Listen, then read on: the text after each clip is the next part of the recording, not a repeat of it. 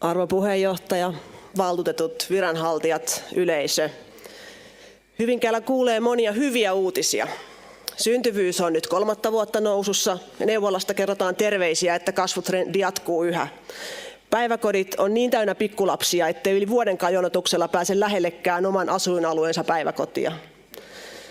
Vaikka monessa muussa Suomen kunnassa tunnelmat ovat toisenlaisia, kuulutaan Hyvinkäällä niin sijainnin, kattavan lähipalveluverkoston kuin lähimetsienkin puolesta onnekkaisiin. Syntyvät lapset ovat meille monin tavoin kaikkein tärkeintä, ihmeellisiä ja rakkaita. Meidän touhuilut täällä olisi yhdentekeviä, jollei hyvinkääläisyys jatkuisi seuraavissa sukupolvissa. Myös kaupungin talous hyötyy lapsiperheistä sekä verojen että valtionosuuksien muodossa. Toivottavasti syntyvyyden elpyminen kertoisi hyvinkääläisperheiden varovaisesta luottamuksesta tulevaan ja jatkuisi edelleenkin.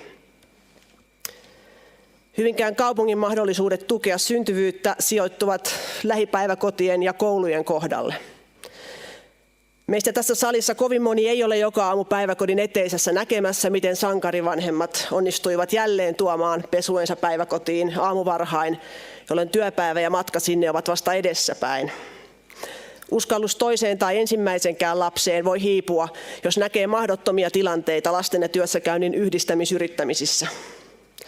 Omakohtainen kokemukseni kaupunginosan ainoan päiväkodin lakkauttamisesta vähän ennen toisen lapsen syntymää aiheutti elämään niin paljon harmia, että vastaavien julmien virheiden estämiseksi politiikkaan ylipäätään hakeuduin. Vaikkei syntyvyyden väheneminen ole näkynyt Hyvinkään päiväkodeissa, niin koulujen oppilasmäärissä kyllä. Niin että tällä hetkellä jokaiseen kouluun Metsäkaltevaa lukuun ottamatta mahtuisi enemmänkin lapsia. Tämä voi nähdä myös mahdollisuutena. Me voimme kaavoittaa kaikkialle muualle paitsi Metsäkaltevaan ilman pelkoa koulun laajentamispaineista. Myös niin, että keskeisesti sijaitsevissa koulukiinteistöissä on tilaa varhaiskasvatukselle, jolloin erillisistä päiväkotikiinteistöistä on mahdollista luopua. Nykypedagogiikan edellyttämät ryhmien jakamisen ratkaisut vaativat nekin tilaa enemmän kuin mitä lapset ilmanvaihdon mitoituksen perusteella tarvitsevat, joten koulujen lievä vajaatäyttö mahdollistaa opetuksen toteuttamisen. Vastuullista taloudenpitoa on kustannuskuri. Kun lapsimäärä vähenee, on tarkasteltava mahdollisia säästökohteita. Hyvinkäällä on päällekkäisyyttä yläkouluverkostossa ja on päiväkotejakin yhden pysäköintialueen eri laidoilla 3 erillistä kappaletta. Mutta sitten saapui luonnos palveluverkkoselvityksestä. Siitä luin täysin muuta. Lähes 4000 asukkaan, eli postinumeroille 05840, Hyvinkäänkylä Veikkari osa Vehkojasta. Sen alueen viimeiset ainoat 2 päiväkotia otettiin molemmat lakkauttaa pois ja koulukin. Samaan aikaan kun eniten lapsimäärästään menettävässä Martissa jatkaisivat kaikki 5 päiväkotia päinvastoin lisätyin hoitopaikoin. Samoin luin, että päällekkäisyyttä ja säästöpotentiaalia yläkouluverkostossa ei tarkastella selvityksessä ollenkaan. Havaitsin, että lakkautusten perusteena käytettiin kiinteistöjen kuntoluokkien mukaan määräytyneitä peruskorjaustarpeita, mutta perustuen kartoitukseen vuodelta 2021, jotka kuitenkin ovat kääntyneet päälailleen viime vuonna tehdyssä kartoituksessa. Minulta on kysytty, enkö luota virkavastuulla valmisteltuun.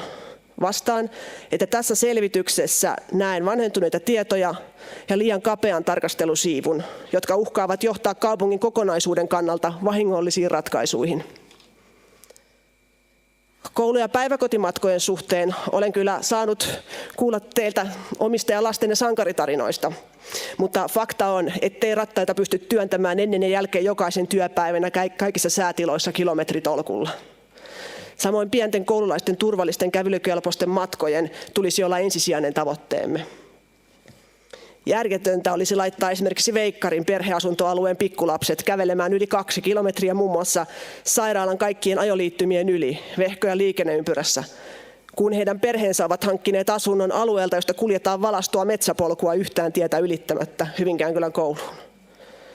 Kun muuttaa syrjäseudulle, joutuu hyväksymään autoilun jokaisen asioinnin yhteyteen, mutta kun perhe on muuttanut kaupunkialueelle, kaupunkialueen hinnoilla, ilman autoa tai toista, päästäkseen asumaan lähikoulun ja päiväkodin lähelle, on näiden alueiden pakottamisessa jatkuvaan autoiluun täysin eri asia.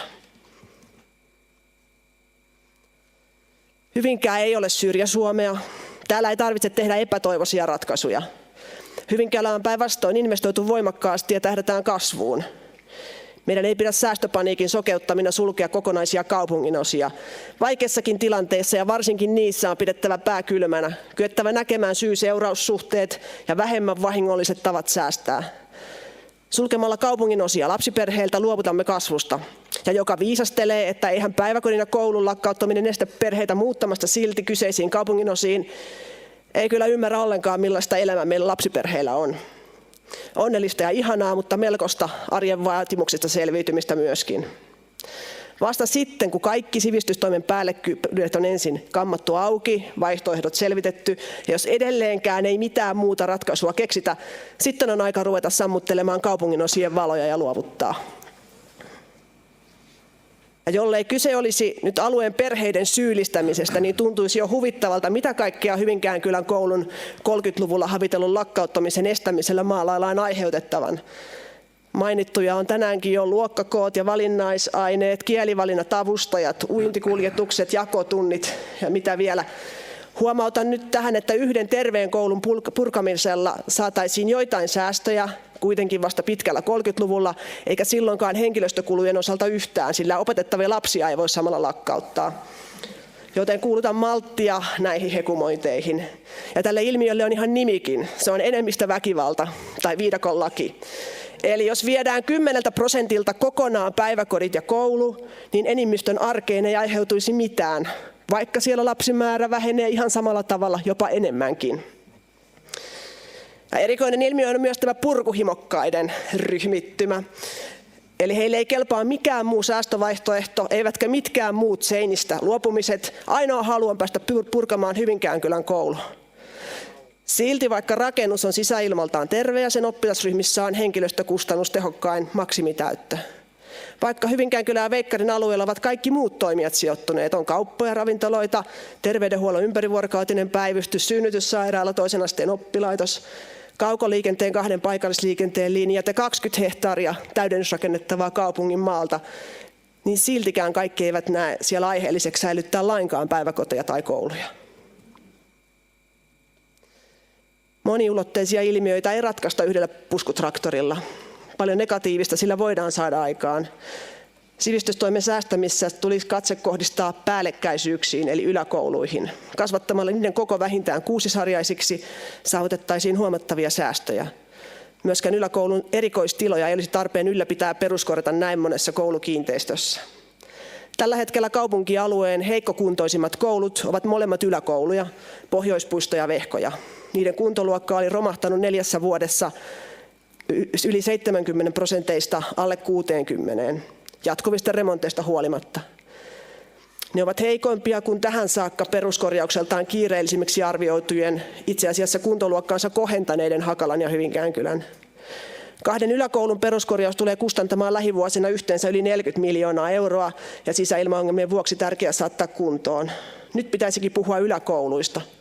Alakoulujen osalta säästöjä saadaan monessa kiinteistössä jo nyt hyväksi havaitusta varhaiskasvatuksen toteuttamisesta koululla vapaana olevissa tiloissa, joka vahvistaa alueiden yhteisöllisyyttä ennestään ja säilyttää käveltävissä olevat päivittäismatkat.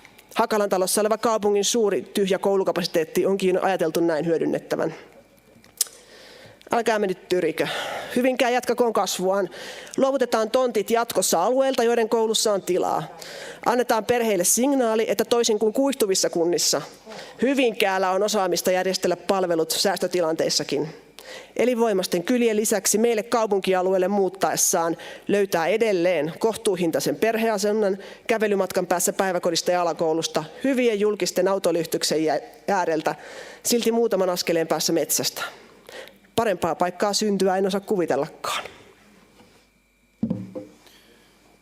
Kiitoksia.